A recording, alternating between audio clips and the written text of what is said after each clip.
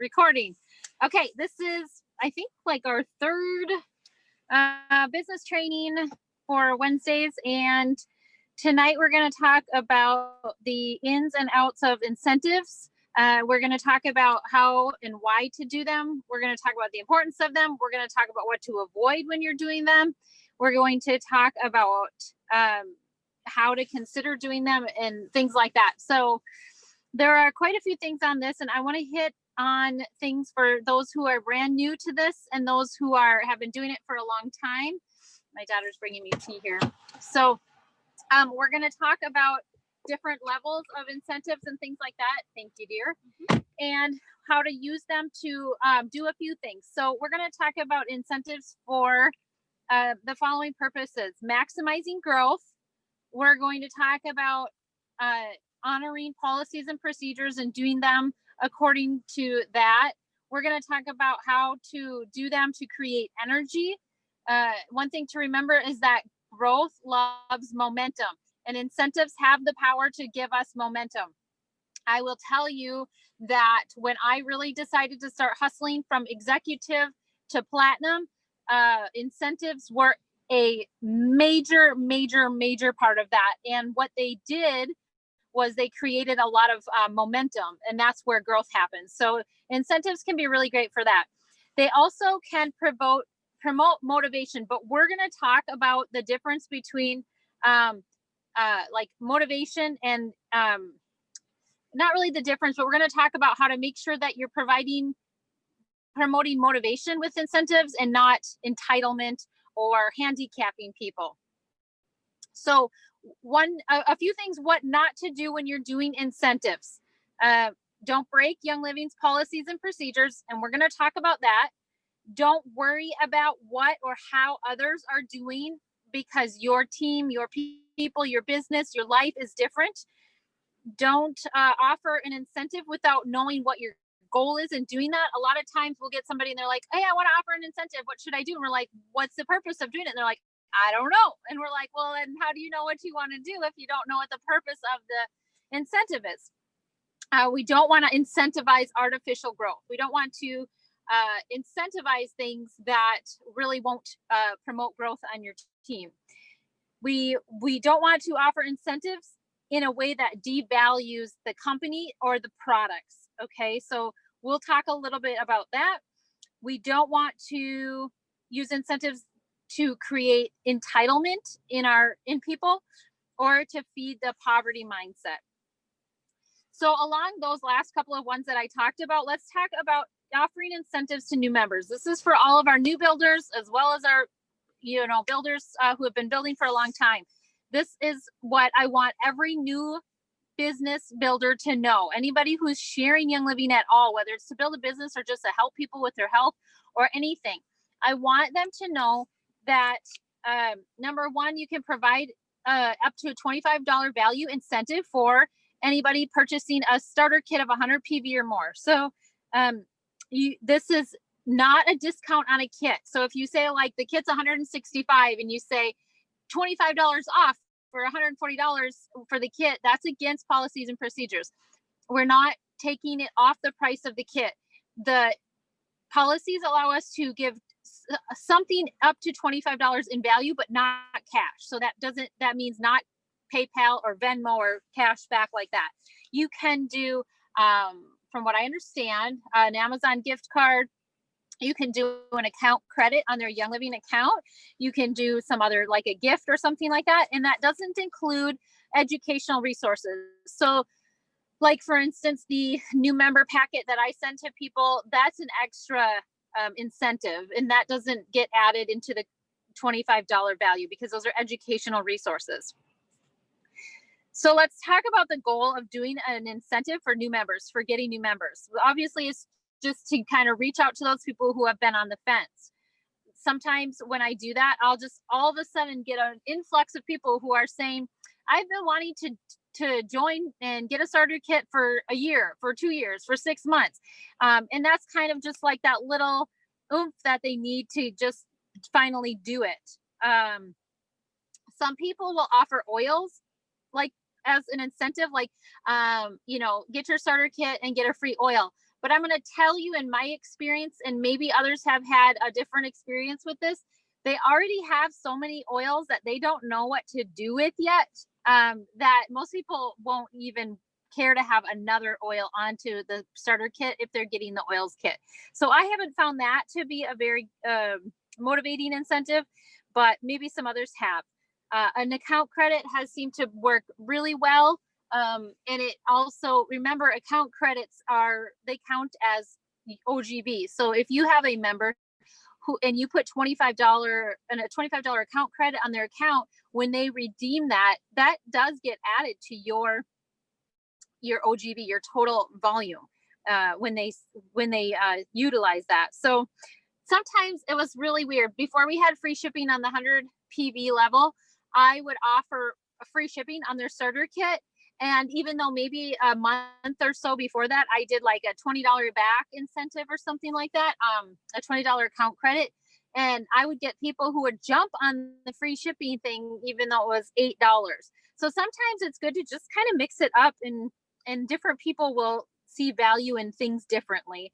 Another thing that I did was with the kids, the Little Oilers premium starter kit, I offered a 10. I calculated out the value of unwind packets, and I added 10 of them onto the kit as an incentive for joining. And I had quite a few people jump on that. So that was valuable, and that helped them get some experience with another product and see if that is going to be valuable for them to continue to purchase in the future. Let me see here. One of the things that I just want to make sure to reiterate when it comes to offering incentives for joining is, if we offer it too often, it really can devalue the kit. The kit, the kits are already such a huge discount. And I want to make sure that I'm really sharing that a lot with people, that, the kit is basically like 50% off when you get it as a kit. That's why sometimes members, people who have already been members for a long time, will buy another starter kit, because it's a great way to restock those most commonly used oils at a major, major, major discount. And so I really like to focus on that with people when I'm happen to talk about an incentive, then that's kind of just on top of that. But I don't want to do it so much that it devalues the kit. I also don't want to make it seem like that's just something huge and that it's really unrealistic to start without an incentive, because what I've found is that tends to draw in the people who are poverty mindset, where they don't see the value in the kit. They'll just want to buy cheap oils.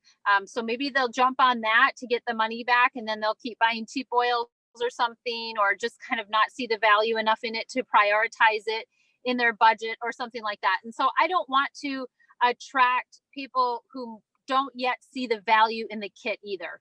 But I do want to get people who have been on the fence for a while, who I have been already educating. So these are people who I have been sharing with, in that talking about educational things with essential oils and things like that. So they already know the value in it. They already know why it's good.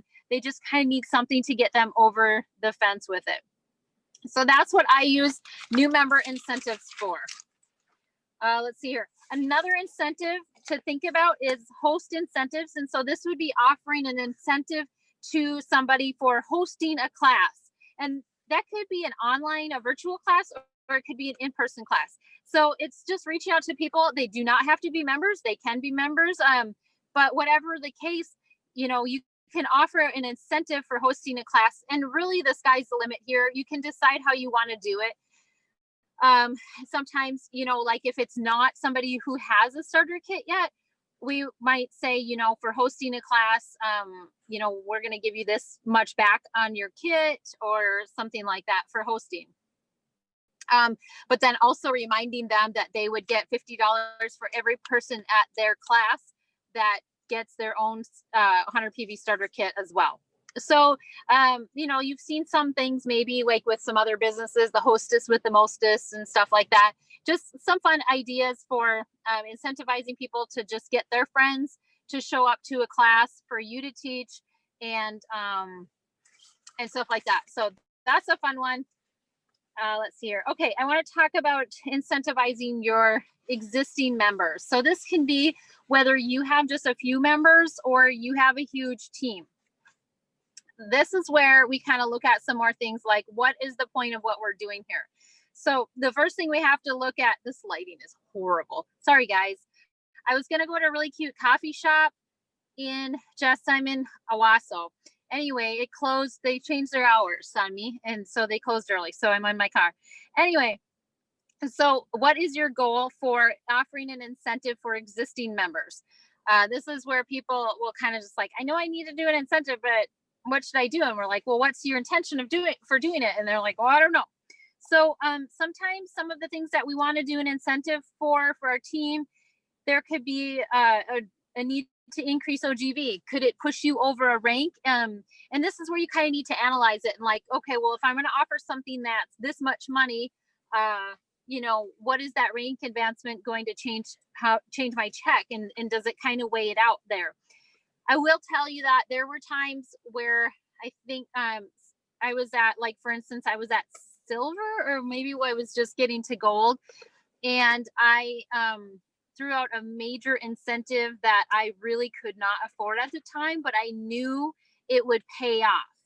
And so I did it. I didn't know how I was going to do it.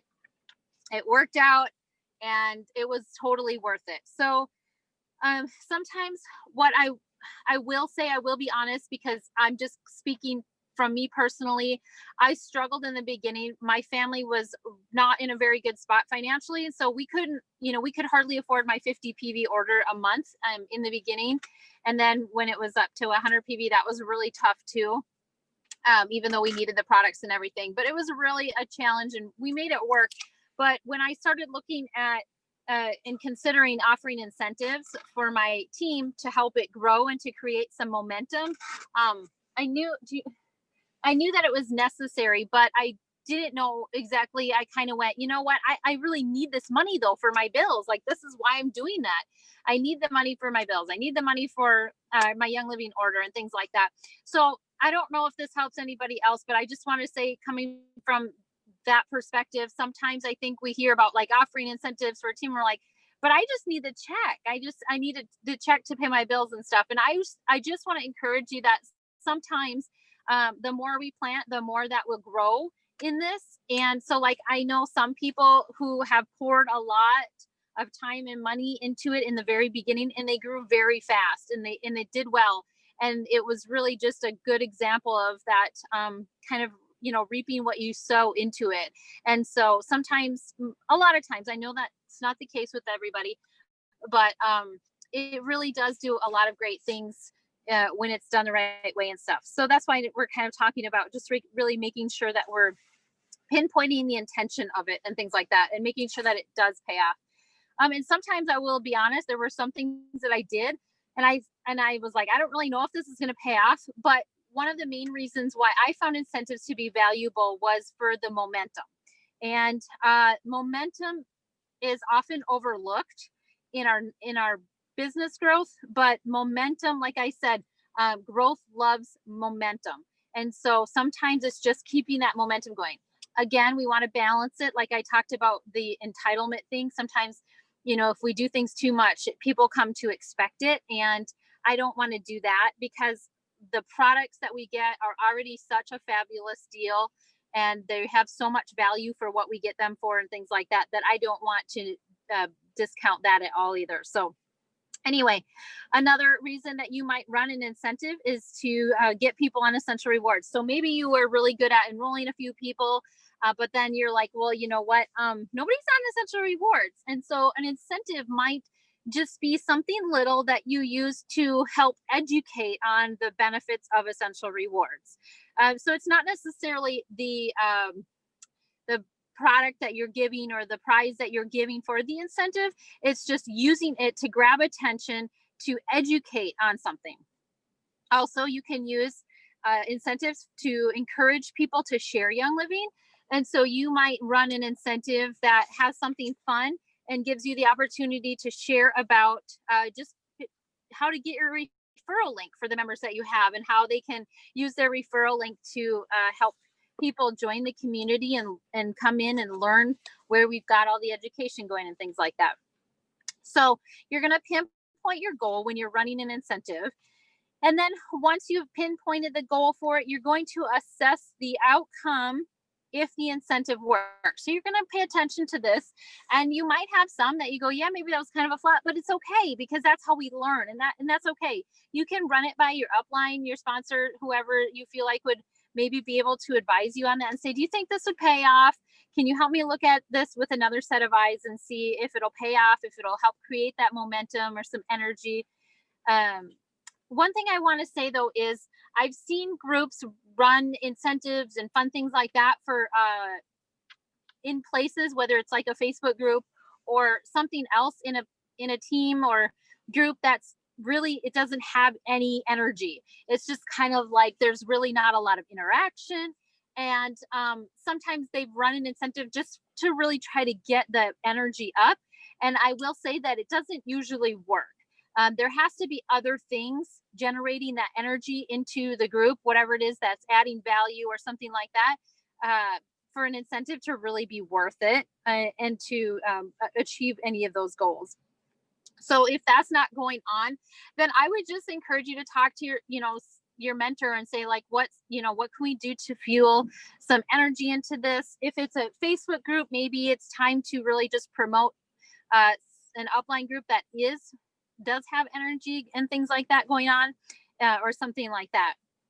And I will say too along that, if somebody I'm mentoring comes up to me and they're like, I want to do this incentive for this for infusing energy and this and whatever into my team, I'm on board. I'd be like, yeah, what can I do to help you? And so that's an area that I don't ever want anybody to feel like they can't reach out and ask. Ask your sponsor and give them the opportunity to jump on and help you create some energy in your team too.